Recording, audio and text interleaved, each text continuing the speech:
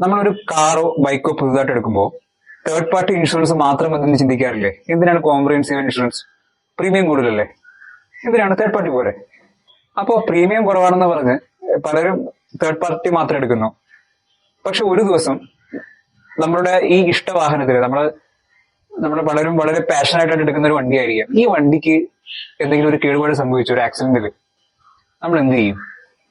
Third party insurance മറ്റൊരാളുടെ വാഹനത്തിന് സംഭവിക്കുന്ന കേടുപാടുകൾ മാത്രമേ കവർ ചെയ്യുകയുള്ളൂ. നമ്മുടെ വാഹനത്തിന് വരുന്ന കേടുപാടുകൾ കവർ ചെയ്യണമെങ്കിൽ കോംപ്രിഹെൻസീവ് ഇൻഷുറൻസ് പ്ലാൻ തന്നെ വേണ്ടിവരും. അപ്പോ പ്രീമിയം മാത്രം നോക്കിയിട്ട് ഇൻഷുറൻസ് എടുക്കരുത്. നമ്മുടെ ആവശ്യമനുസരിച്ചിട്ടുള്ള നമ്മുടെ ആവശ്യകതകളെ കവർ ചെയ്യുന്ന രീതിയിലുള്ള ഇൻഷുറൻസ് എടുക്കാൻ എപ്പോഴും ശ്രദ്ധിക്കുക. ഇത്തരം ടിപ്സുകൾ കൂടുതലായി ലഭിക്കുന്നതിന് ചിറക്കൽ ഫിനാൻഷ്യൽ സർവീസസ് സബ്സ്ക്രൈബ് ചെയ്യൂ. Thank you.